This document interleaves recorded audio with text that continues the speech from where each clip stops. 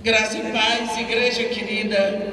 Vamos abrir as nossas Bíblias no capítulo 17 do primeiro livro dos Reis.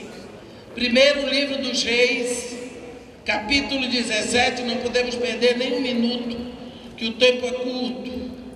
O tempo não espera, o tempo é implacável, o tempo é caro. 1 de Reis, capítulo 17, onde está escrito assim: Então Elias, o tesbita, dos moradores de Gileade, disse a Acabe: Tão certo como vive o Senhor, Deus de Israel, perante cuja face estou, nem orvalho nem chuva haverá nesses anos, segundo a minha palavra. Veio-lhe a palavra do Senhor, dizendo: Retira-te daqui, vai para o lado oriental e esconde-te junto à torrente de Querite, fronteira ao Jordão. Beberás da torrente, e ordenei aos corvos que ali mesmo te sustentem. Foi, pois, e fez segundo a palavra do Senhor. Retirou-se e habitou junto à torrente de Querite, fronteira ao Jordão. Os corvos lhe traziam pela manhã pão e carne, como também pão e carne ao anoitecer. E bebia da torrente, mas passados dias a torrente se secou, porque não chovia sobre a terra. Então lhe veio a palavra do Senhor, dizendo: Dispõe-te, vai a Sarepta, que pertence a Sidom, e demora-te ali, onde ordenei a uma mulher viúva que te dê comida. Capítulo 18, versículo 1. Muito tempo depois, veio a palavra do Senhor a Elias no terceiro ano, dizendo: Vai, apresenta-te a Acabe, porque darei chuva sobre a terra. Amém. Nós sabemos como foi desastroso o reinado de Acabe. Ele achou que era pouco, casou-se com Jezabel, filha de Etbaal, rei do Tiro, sacerdote de Astarote, e ela era profetisa de Baal. Trouxe essa capeta para dentro de Israel, e ela exerceu o ministério dela como todo filho do diabo, porque nós temos muita dificuldade para exercer o nosso ministério, mas o diabo exerce o dele sem dormir, viu? Sem dormir. O tempo dele ele usa para esse ministério. O tempo dele ele usa. Jezabel entrou com tudo em Israel. Entrou com tudo em Israel. Eu não sei como é que os filhos do diabo sabem das coisas. Ela disse assim: só tem um jeito para esse povo deixar de adorar o Senhor Deus de Israel. Sabe qual é? Eles são sustentados pela palavra de Deus. Mas e se eles não comerem? Morrem. Já era. Então, vamos proibir a palavra de Deus para eles. Qual é o único jeito de proibir a palavra de Deus? Profeta. Profeta não vai mais falar. Como é que se cala a boca de profeta? Mata. Pronto. Mataram. Ela ordenou a matança dos profetas. E aí, o povo foi se convertendo a Baal, e Deus olhou e viu a nação dele, com a qual ele tinha uma aliança, pela qual ele se tornou o marido da nação Israel, adorando a Baal. E o coração de Deus gemia, e na terra se levantou um homem que gemia a dor do coração de Deus. E Deus disse: então é você. E aí aparece pela primeira vez na Bíblia Elias, o tesbita de Gileade. Elias se apresenta a Acabe, assim, do jeito que eu estou aqui, com a cara limpa. Nem rei, Deus em cuja presença eu me encontro, diz: nem chuva, nem orvalho cairão sobre a terra, segundo a minha palavra. E Deus disse para ele: vai para a fonte de Querite, bebe da água da fonte, permanece lá, porque eu ordenei aos corvos que ali mesmo te alimentem. Meus irmãos, Nós estamos numa situação muito difícil no Brasil, no reino espiritual, porque isso que está acontecendo, tudo no nosso país, está provando que nós temos uma vergonha de igreja aqui. Talvez tenhamos os 10 justos que Abraão requereu de Deus. Se tiver 10 justos, o Senhor não destrói Sodoma. Essa igreja pálida, essa igreja malofa, essa igreja em cima do muro, essa igreja que não mostra a cara, essa igreja que não diz a voz, essa igreja que fala, mas não vive. Temos muitos evangélicos, poucos discípulos. E nós precisamos mudar esse quadro. E só quem pode avivar essa obra é o Espírito Santo. Elias se levantou no momento em que a nação de Israel precisava de avivamento. E Deus agora vai preparar um homem para ser o canal de avivamento de Israel. Nós queremos avivamento no Brasil. Todo mundo quer. Como? Será que nós estamos dispostos a pagar o preço para ser canal de avivamento? Qual é o tempo que nós temos de intimidade com Deus para ouvir do Espírito o próximo passo? Não temos. É tanta coisa para fazer. É tanto homem fazendo vontade da mulher, porque a mulher não quer isso, que a mulher não quer aquilo, e fica nessa história de fazer o que a mulher manda e o Espírito Santo não manda nada.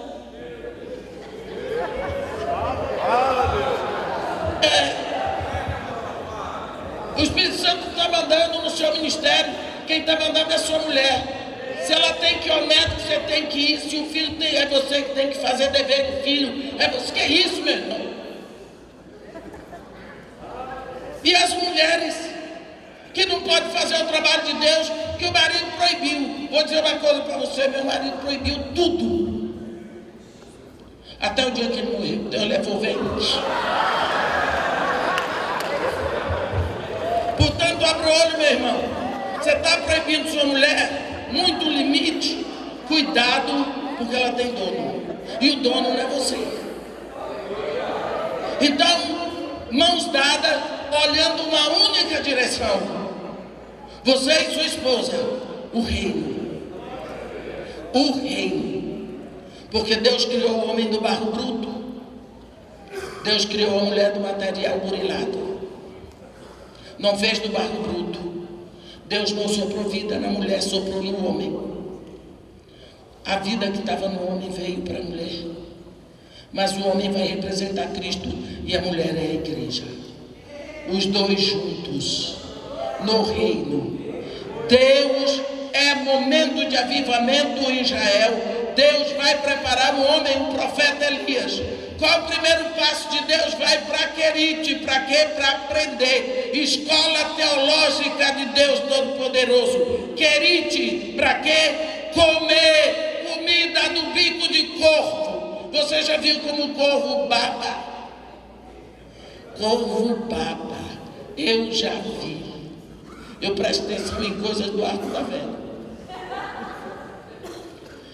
De manhã, chegava corvo trazendo pão e carne. E ele bebia da fonte. De tardinha, jantar. Pão. Que dieta!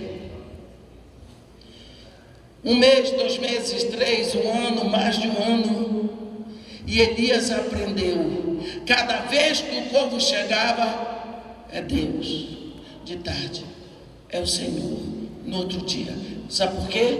Porque corvo é um animal voraz.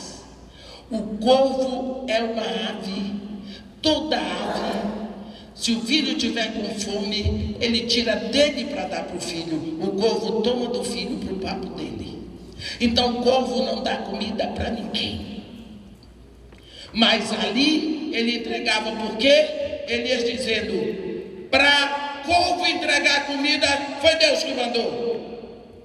Então Elias passou mais de 1 ano para aprender a fidelidade de Deus, para aprender quem é Deus, para saber que Deus é um Deus de aliança. O nosso Deus, meus irmãos, é um Deus de aliança.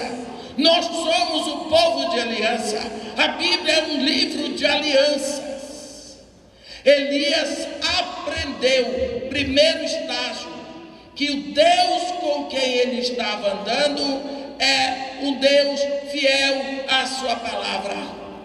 É um Deus que cumpre aquilo que diz. É o Deus fiel. Assim, como desce do céu a chuva e a neve para lá não retornam, antes que tenham regado a terra e que façam produzir para dar semente ao que semeia e pão ao que come, assim a palavra que sai da minha boca não voltará para mim vazia, mas fará o que me apraz e prosperará naquilo para que designei. Deus requer. Se você quer ser um canal de avivamento para essa nação, vá para Querite, gastar tempo, sofrer, para conhecer quem é o Deus a quem você está servindo. Depois de mais de um ano, vem a palavra e diz para ele: vai para Sarepta de Sidom. Ordenei uma viúva que te alimente. Sarepta de Sidom era um território de Etbar, era fora de Israel. Nós sabemos que Sidom é um porto marítimo que fica a 24 quilômetros fora da fronteira de Israel e do Líbano. E Elias foi para lá. Os judeus levantavam a mão de manhã e diziam: Senhor, eu te agradeço que eu não sou mulher, eu não sou viúva, não sou estrangeiro, não sou leproso. Agora, Elias está ali. A viúva está suprindo. Sarepta é o nome que se dá a uma panela onde se põe o metal para ser derretido, para que possa tirar deles a impureza. Significa o segundo momento no preparo do profeta. Ele vai ser purificado numa dieta de azeite e farinha. Misericórdia. Quem quer? Um profeta é ministro da palavra. E quando o profeta vê a sua congregação com 2, já pensou nisso? Você tem que ensinar a palavra todo dia só para 2.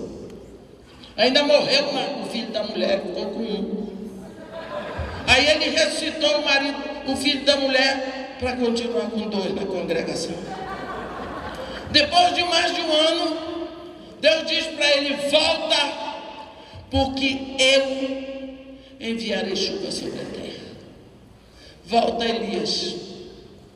Depois de mais de 3 anos, longe da família, longe dos costumes e de tudo, e Deus só falou com ele 3 vezes. Tem gente aí que Deus fala audivelmente toda hora, mas com Elias foi desse jeito, né? Com Elias foi desse jeito. Elias chegou lá na frente de Acabe, e Acabe: já vem tu, ó perturbador de Israel. Perturbador é seu pai, perturbador é sua família. Aí Acabe teve que se curvar o que o profeta Elias queria. Eu gosto disso. Eu quero todo Israel comigo lá no Monte Carmelo. E todos os 400 profetas de Baal, os 450 profetas do poste ídolo. O monte ficava a 20 milhas longe de Samaria. E foi aquela procissão, todo mundo para lá. Porque o rei obrigou, porque o rei queria chuva. E ele sabia que a chave da chuva estava com Elias, porque Elias disse: segundo a minha palavra. Ore. O que é isso? Chegou lá, nós sabemos o que aconteceu. E Elias propôs um milagre. E os profetas de Baal fizeram, aconteceram. Eu não vou pregar sobre isso, porque não dá tempo. E chegou a hora do sacrifício deles, tiveram que tocar fogo no bezerro. Aí Elias disse: acabou? Acabou? Está pronto? Tá. Então já perderam. Chegou para cá, restaurou o altar e fez, e mandou jogar. Ora, o elemento mais difícil naquela água era a água, porque não chovia. E Deus recebeu toda a oferta deles. E quando cortou lá o novilho, e quando Elias começou a orar, você está pensando que o Espírito Santo esperou Elias dizer amém? Tocou fogo no sacrifício que era dele, e lambeu toda a água, recebeu a oferta todinha. E Elias chamou o povo e taca a espada e mata o profeta, e matou tudo.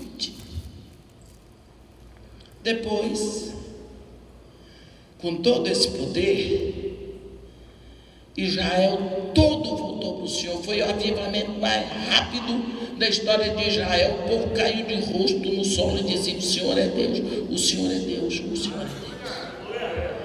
Quanto Elias sofreu para chegar a esse ponto? Elias era profeta, e o preparo dele? Quanto esse homem sofreu? Se tinha mulher, ficou longe dela. Se tinha filho, ficou longe deles, ficou longe da nação, ficou longe do conforto, ficou longe de tudo. Será que nós estamos dispostos a algum sacrifício? Será que nós estamos dispostos? Nós não temos, muitos de nós precisamos nos arrepender, porque nós não temos uma hora para ficar com o Senhor. Ah, mas Deus está em todo lugar. Deixe de ser preguiçoso. Deixe de ser preguiçoso, porque tem tempo para tudo. Quer um avivamento, contando que Deus levante um Elias para sofrer, para pagar um preço, mas Deus está olhando. Por boca do profeta Ezequiel, ele diz: olhei e maravilhei-me que não houvesse um homem que se levantasse diante de mim em favor dessa nação. Quantas vezes eu olho e eu fico pensando no capítulo 37 de Ezequiel, os ossos. Queremos um avivamento. Quando nós estudamos a história dos avivamentos, nós vemos que todos eles foram precedidos de oração, precedidos de arrependimento, precedidos de disposição, de corações que se dedicaram, corações que traziam orações apaixonadas pelas madrugadas. Lá na Irlanda do Norte, eu fui a todos os lugares no programa do Billy Graham para pregar nos lugares onde houve avivamento. Bellamina, Maguire Beach e Belfast. No país de Gales também as pessoas me contaram, eu encontrei pessoas convertidas naquele processo de avivamento. Na Inglaterra, África do Sul, nas Nova Caledônia da Escócia. Tempo de oração, tempo de busca.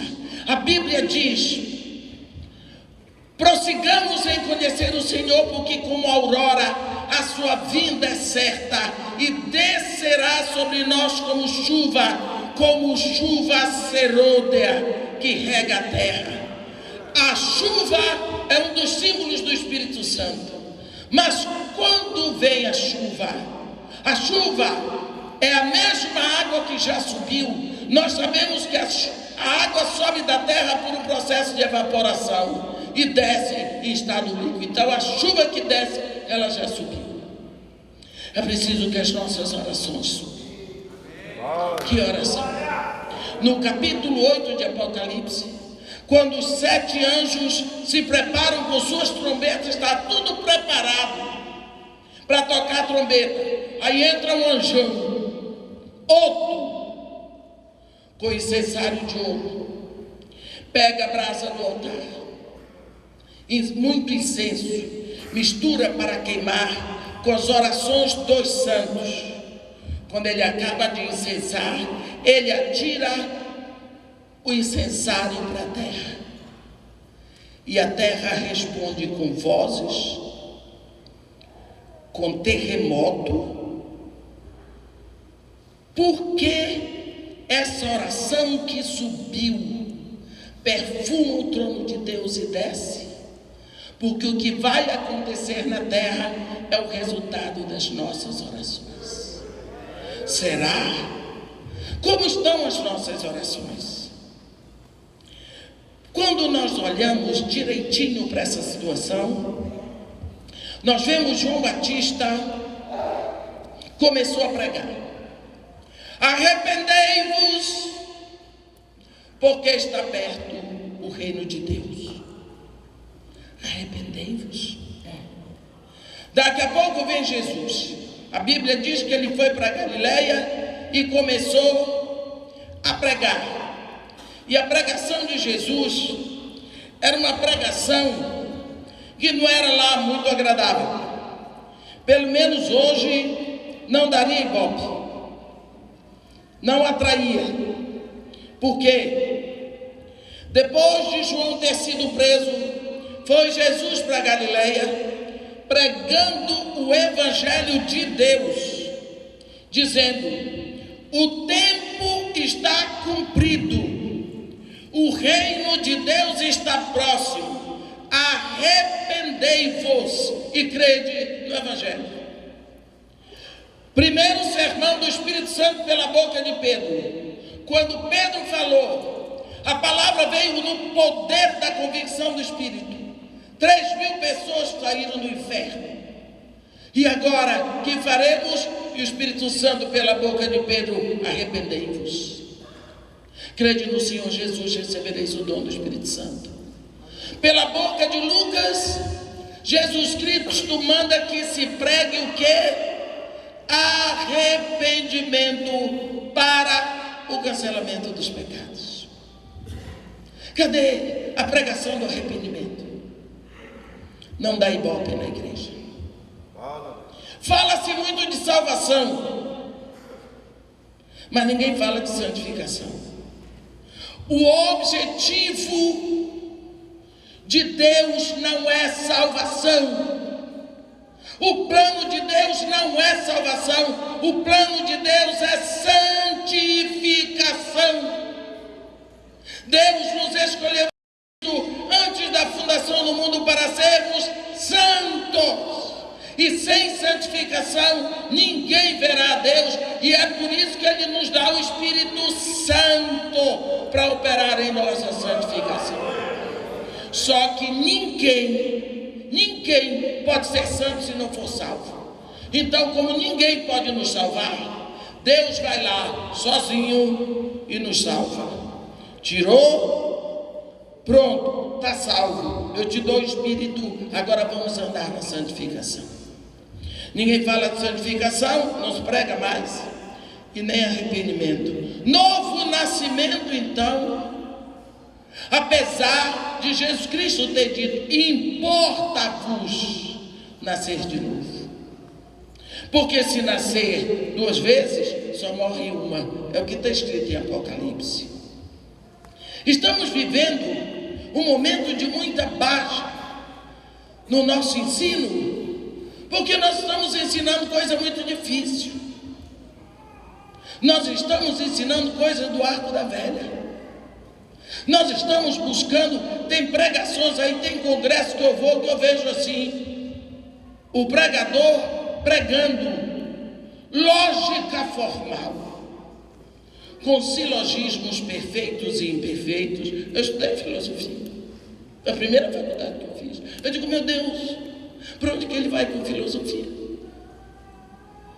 Aí você vê lá no capítulo 14 de Apocalipse. Lá em Apocalipse tem horas que João diz vi, tem horas que ele diz ouvi, tem horas que ele diz vi e ouvi. Ele diz: vi um anjo voando no meio dos céus com o evangelho eterno na mão, para ser pregado a todos aqueles que se assentam sobre a terra. Versículo 6. Vi outro anjo voando pelo meio do céu, tendo o evangelho eterno para ser pregado aos que se assentam sobre a terra, e a cada nação, em tribo, e língua e povo, dizendo com grande voz: Olhe bem pelo meio dos céus. Temei a Deus e dai-lhe glória, pois é chegada a hora do seu juízo. Adorai aquele que fez o céu, a terra e o mar e as fontes das águas. Que evangelho é esse? Primeiro, temei a Deus e dai-lhe glória, pois é chegado o dia de seu juízo. Adorai aquele que criou o céu, a terra e o mar e as fontes das águas. Mas que coisa mais principiante o evangélico é básico. Não foi isso que Paulo pregou no Areópago? Senhores atenienses, em tudo vos vejo acentuadamente religiosos, porque passando e observando o lugar do vosso culto, encontrei também um altar ao Deus desconhecido. Pois esse que adoraste sem conhecer, é aquele que vos prego, o Deus que criou o céu, a terra e o mar e tudo o que existe. Está vendo? O evangelho básico, o evangelho simples. Quando nós olhamos a simplicidade da pregação de Jesus, estava ele pregando, até as crianças vinham. Até as crianças vinham para Jesus. Então ele não era um bicho papão. O grande problema eram os fariseus, doutores da lei. Os que sabiam demais. Que eles queriam assim um cara que viesse PhD da universidade tal, com doutorado tal, e até hoje tem gente procurando isso e não baixa, para encontrar que tem embaixo. Aí ele viu que tinham donas de casa, toda dona de casa naquela época fazia pão, e podia não entender a pregação dele. Ele disse: o reino dos céus é com a mulher que esconde na farinha fermento. Elas viram, vai crescer. Aí ele viu que tinham agricultores, é como uma semente de mostarda, que plantada, ela é tão pequenininha, e eles pensavam, vai crescer. Viu que tinham pescadores, é como uma rede lançada ao mar, que volta trazendo todo tipo de peixe. Viu que tinham comerciantes de pérolas, é como que comercia com pérolas. Até o dia que ele encontra uma pérola de inestimável valor, vai, vem tudo que tem e compra para si. Ele preocupou com a linguagem do dia a dia, para que todos entendessem. Hoje, você chega lá, você ouve um blá blá blá. Se fala mais de gênero, de sexo, quem é hétero, quem é homo, social, não sei o quê. E cadê o evangelho? Fala, Deus. Cadê a vida com Deus? Cadê o clamor do Espírito Santo? Cadê o amor pelas almas? Que vamos fazer? O que é que nós vamos fazer com uma igreja dessa? Se você tem 6 horas para dormir, que você durma 4, é mais do que suficiente. Doutora Marisa, me perdoe, não sou médica, mas é isso que eu faço desde os 40 anos. Irmã, a senhora tem uma memória fora do comum, abençoadíssima. E você? Ah, irmã, não tem memória. Não tem memória. Não tem? Não. Como é seu nome? Fulano de tal. Seu endereço, tal. Seu telefone, tal. O dia do seu nascimento, do seu pai, do seu marido. Hoje, se você grava tudo, menos a palavra de Deus, que memória satânica é essa? Isso se chama memória satânica. Não quer ficar com o papelzinho andando pela casa, guarda o papelzinho aqui, tira na fila do ônibus, na fila do metrô, no sinal de trânsito para repetir. Não quer. Porque corre o risco do Espírito Santo fazer uma obra grande e você ficar ridículo. Porque para o mundo você fica ridículo. Fica ridículo. Ninguém acredita, mas fica. Jesus Cristo se preocupou com a palavra arrependimento. João Batista, arrependimento. arrependimento. Espírito Santo, arrependimento. Por que nós não falamos de arrependimento? Por quê? Não dá ibope, mas não tem outro jeito. Deus não vai mudar. Sabe? E quando falamos de arrependimento, as pessoas dizem: não consigo me arrepender porque não chorei. Pensa que arrependimento é você chorar, tremer, babar. Pode até acontecer isso, mas arrependimento não é isso. Nós sabemos que arrependimento é metanoia, é uma volta de 180 graus, é uma mudança de atitude, de comportamento que afeta as suas decisões. Você ir andando para lá, diga: chega, para lá não vou, volto, pronto. Mas arrependimento, ele surge de um pensamento muito lógico. Você tem que ter tempo para analisar. Jesus Cristo contou uma vez, ele inventava as histórias dele, né? As parábolas. Ele falou de um filho que se arrepende. Foi preciso chegar lá no chiqueiro do porco. Quando ele falou porco para aqueles judeus, foi um horror, porque porco era tão porco que ninguém podia falar o nome. Mas ele falou assim mesmo, que Jesus Cristo é essa bênção que a gente sabe. Falou. Esse rapaz, quantos trabalhadores ele na casa do meu pai?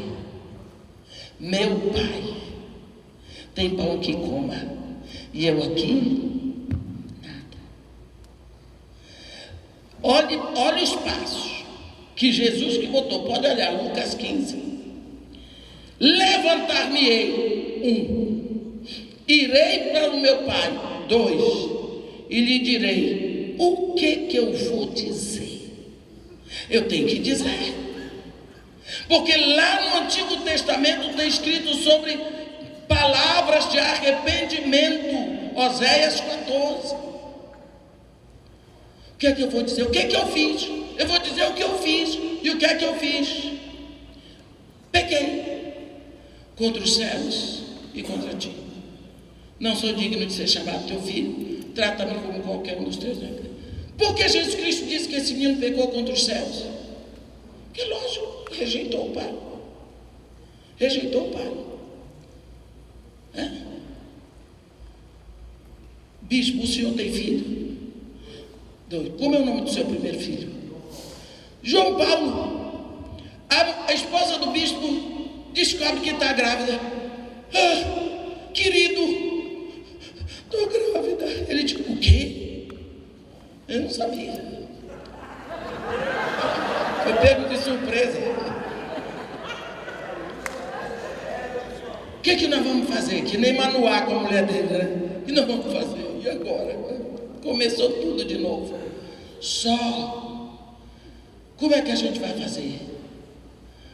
Esperar o tempo de fazer o exame para ver se é homem ou mulher. Ué, você não sabe? Você não é pai?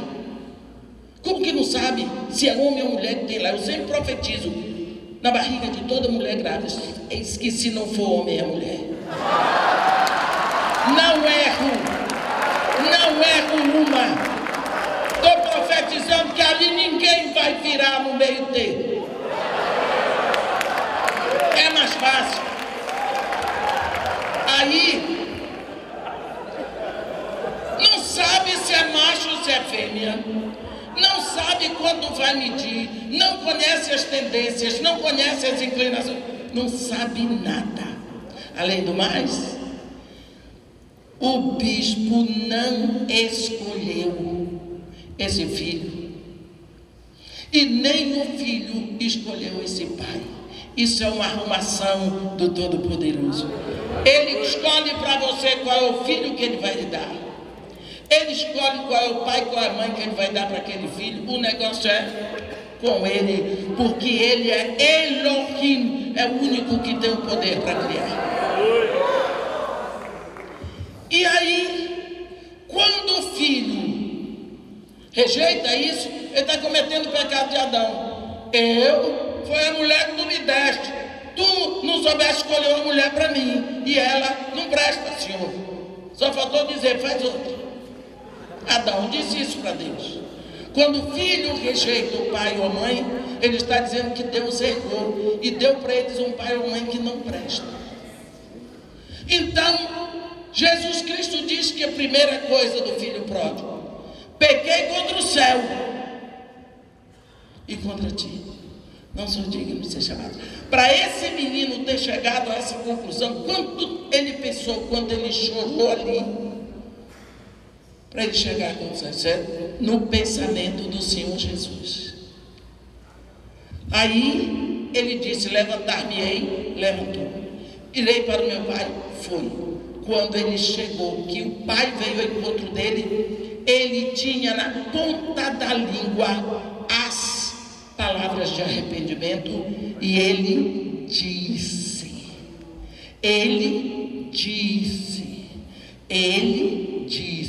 porque às vezes nós esquecemos que a nossa boca tem que se abrir, não é só para falar dos outros, é para falar com Deus.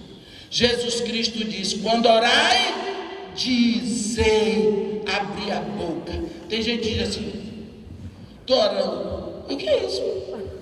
Você está pensando. Jesus Cristo diz: quando orai, dizei, abre a boca, nem que seja no teu quarto, abre o verbo.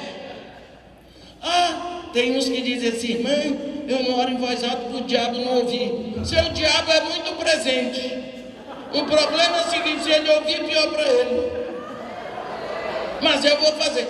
O povo que tem um diabo muito presente, obsessão demoníaca. Tem opressão demoníaca e possessão demoníaca. O que você vê de gente com obsessão, tudo é demônio. Que história é essa? Eu sou luz, eles são trevas. Se eu passar, eles vão ter que correr. O problema é deles, né? Vai ter que correr. Então a minha luz está fraquinha, que não incomoda mais, né? Oséias, quando Deus... Eu estou preocupada com o horário. Quantos minutos eu ainda tenho? Hein? 12. Não, tem que obedecer. É a ordem que eu tenho do meu pastor. Quando você está numa igreja, é o pastor de lá que manda. Aqui é bispo, ele não falou, mas é a mesma coisa. Aí, Israel tinha se desviado. Israel, com quem Deus fez uma aliança para ser o esposo da nação, o protetor, o amparador, o supridor da nação. Deus dá para ele, como todo marido quer dar um lar para sua esposa, Deus queria dar um lar para a nação, e o lar era Canaã. Ele disse, explicou, ensinou. Quando foi na hora de botar o pessoal dentro da casa deles, Deus disse: hoje eu estou nos céus por testemunha diante de vós, que vos propus a vida e a morte, a bênção e a maldição. Escolhei, pois, a vida, para que possais viver vós e os vossos filhos. Eles entraram na terra. Daqui a pouco estava todo mundo bandeado para Baal. Que a Baal é o Deus de Canaã. O Deus de Israel é Deus do deserto. Aqui em Canaã quem manda é Baal. E Deus mandando campos. Olha os campos que Baal está nos dando. Amarelinhos de trigo, amarelinhos de milho. Olha como Baal está mandando as uvas. Olha como Baal está mandando as oliveiras cheias. Baal, meu protetor, meu supridor, meu marido. E Deus mandando tudo. E Deus mandou profeta.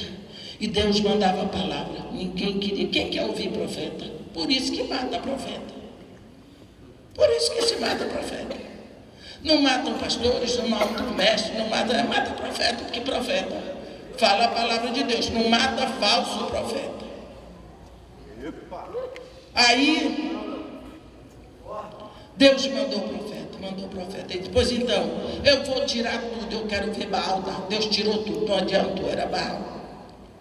Aí Deus, por último, mandou um homem santo casar com uma prostituta, Gomer, para ver se o povo via o que era um Deus santo e aliança com a nação prostituta.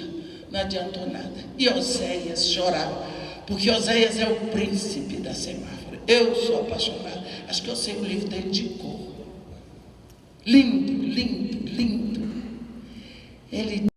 Israel já tinha ido para o banco dos réus, já tinha sido julgado por Deus, recebeu condenação, pena máxima. Antes deles se arrependerem, eles diziam assim: vamos buscar ajuda com o Egito, nada. Vamos fazer aliança com a Síria, porque tinham uma cavalaria a melhor da época. Não adiantava. Aí, quando eles viram que não dava certo, nada, eles começaram a fabricar santinho, imagens, e dar nome para pedir para o santinho: me ajuda. Deixa eu calar a boca, né? E aí, nada. Israel só precisava da execução da pena. A guilhotina estava na direção do pescoço, só precisava. Nisso o profeta grita, capítulo 14 do livro de Oséias.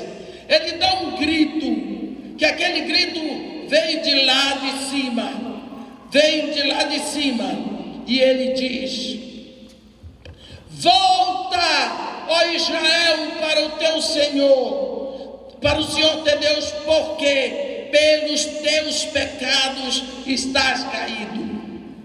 Tende convosco palavras de arrependimento. Convertei-vos ao Senhor e dizei-lhe. Está vendo? Você tem que ter as palavras de arrependimento. Voltar e dizer. São 3 movimentos. Você faz o levantamento do pecado, vai para o cantinho da oração e diz. Você entrega aquilo que você reconhece que fez contra. O que é que eles iam dizer? O pecado que eles cometeram. Eles tinham que dizer aonde eles pecaram, o que veio no coração. Perdoa toda iniquidade, aceita o que é bom, e em vez de novilhos, os sacrifícios dos nossos lábios. A Síria já não nos salvará, porque é o que eles diziam antes: uma aliança com a Síria vai ser o máximo. A Síria não nos salvará. Não iremos para lá montados em cavalos, nunca mais diremos a obra das nossas mãos: tu és meu Deus. Por ti o órfão alcançará misericórdia. Isso foi levantado como o pecado de Israel, e ele tinha que entregar.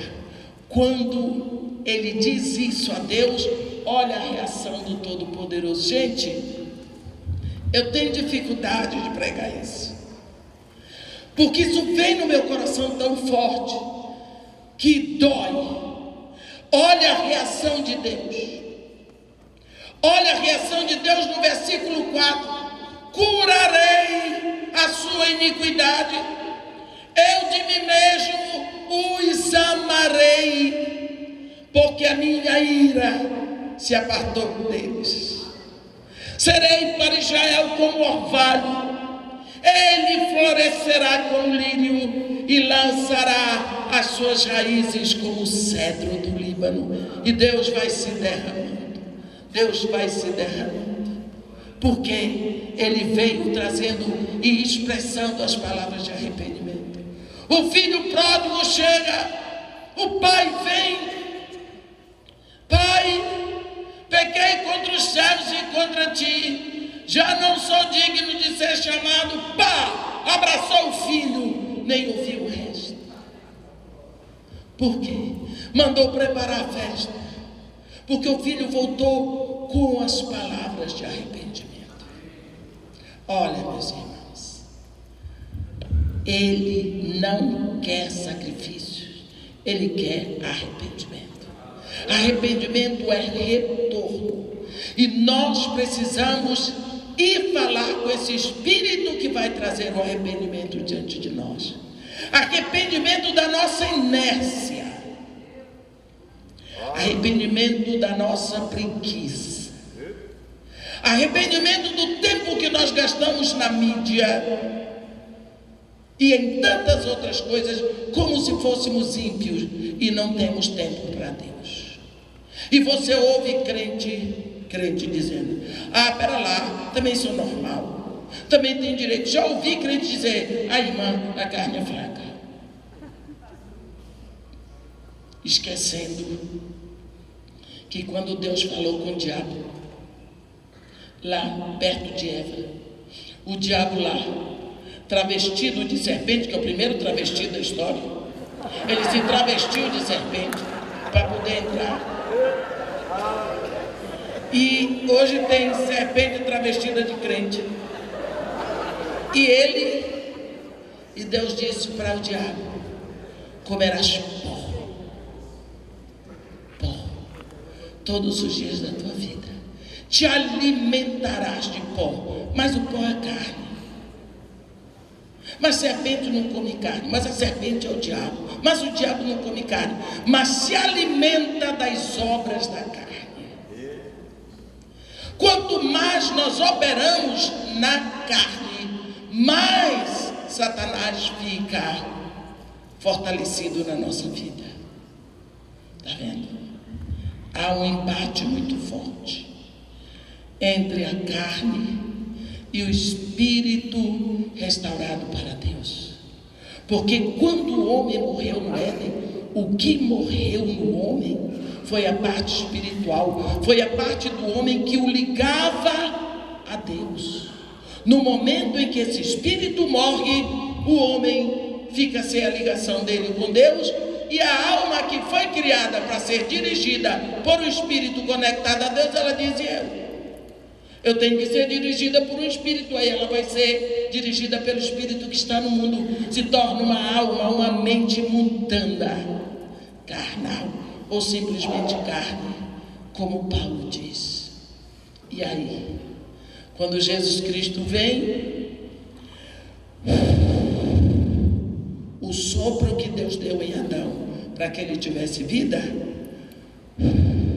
recebeu o Espírito Santo. Esse espírito que estava morto no homem, porque a Bíblia não diz que o espírito desapareceu, diz que o espírito morreu, ele ressuscita. E agora o homem vai ser conectado a Deus de novo. Olha, tem um momento em Romanos 7, havia um suplício chamado suplício do morto, que era assim: eu cometi um grave delito e eu vou a julgamento e eu sou penalizada com o suplício do morto. Então vou esperar uma pessoa morrer, abraça a pessoa em mim e me amarra com ela, me amarra com essa pessoa, tronco com tronco, cabeça com cabeça, braço abraçado, pé. O que é que eu faço? Então, abraçado no morto. Se deita, o defunto está lá. Se senta, não dá para sentar. E aí, sabe o que é que o defunto faz, né? O defunto começa a dissolver. E o mau cheiro, e aquela cara dissolvendo. Meu Deus. E Paulo diz: desventurado homem que sou, quem me livrará do corpo desta morte? É o espírito morto que está em nós desde o Éden. É Jesus. Ele lhe lava com o seu sangue. Eu gosto da versão que James, que diz que Jesus Cristo nos amou e nos lavou com o seu sangue e nos constituiu reino, sacerdotes para o seu Deus e Pai. Então, meus irmãos, palavras de arrependimento são necessárias, mas para você ter as palavras de arrependimento, você precisa ter tempo para sentar e fazer o levantamento da sua vidinha. Deus não vai deixar passar em vão o nome do seu Filho que nós temos usado. Deus já nos deu o seu Filho, já nos deu o seu Espírito, já nos deu o seu reino. O que nós estamos fazendo com isso tudo? Esse é um tempo em que você sobe um monte, como diz o profeta Ageu: subi ao monte e trazei madeira construir a minha casa, dela eu me agradarei e nela serei glorificado. Você subiu um monte, você se apartou de tudo lá fora, mas quando descer, leve a madeira para a construção do tabernáculo. Qual é a madeira? É a sua natureza, é o seu coração. Portanto, esse tempo que nós estamos aqui, meus irmãos, é tempo de parar para pensar, é tempo de oração, é tempo de reflexão, é tempo em que você busca o encontro do Deus que já desceu e está fora de você, e você tem que descer diferente, para construir uma casa para Deus, para ter uma vida nova, quando você chegar de volta, para que as pessoas praticamente não reconheçam mais aquele. Sabe, quando Jacó teve um encontro no Val do Jaboque, lá ele vomitou o ego velho, e Deus deu para ele um outro nome, Israel.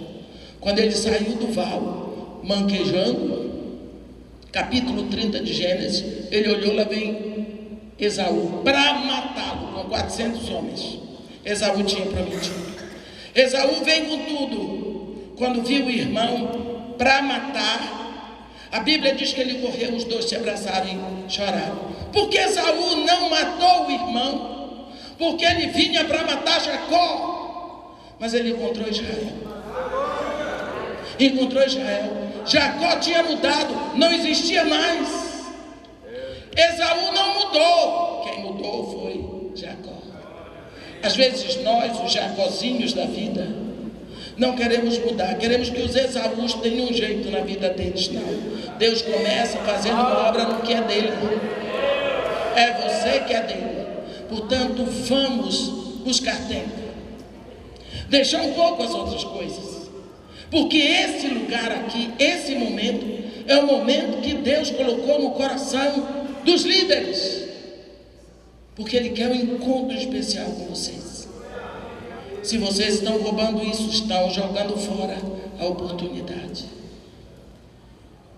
Deus quer fazer um trabalho de avivamento no Brasil. É só Deus, pelo seu Espírito, que pode fazer, mas é através da sua igreja. Amém? Que Deus nos abençoe e nos guarde, que faça resplandecer o seu rosto sobre nós e tenha misericórdia de todos nós. Amém.